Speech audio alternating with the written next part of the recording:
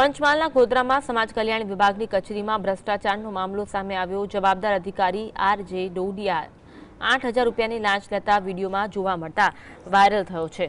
વિડીયોમાં સરકારી યોજનામાં કામ કરાવવા લાંચ માંગવાનો ઉલ્લેખ છે। આ ઘટનાથી વહીવટી તંત્રમાં ખળભળાટ મચી ગયો છે। અધિકારીએ વિડીયો એડિટેડ અને 2 મહિના જૂનો હોવાનો દાવો કર્યો છે। વિડીયો કમિશનર સુધી પહોંચ્યો હોવા છતાં તપાસ ન થવાથી અનેક સવાલો પણ ઉઠી રહ્યા છે। સ્થાનિક લોકોએ આ મામલામાં આકરી કાર્યવાહી થાય તેવી માંગ કરી છે।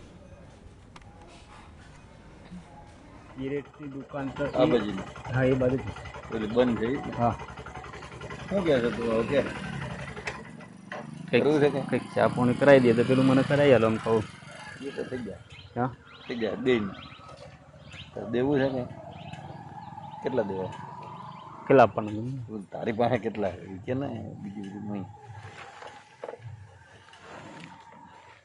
કરો કેટલા કેટલા 8,000 કાલે છે ને કાલે મૂકી દઈશ તારો મોબાઈલ નંબર આજ છે ને આજ છે મારો બેમાં આજ નાખો આજ મેસેજ આવી જાય કશો વાંધો નહીં મેસેજ આવે એટલે મને ફોન કરી કોણ ગામમાં દેખાડો નહીં કરવો ના કોઈને નહીં રાહ જોઈને બેઠા કોઈને નથી મારે ખબર ને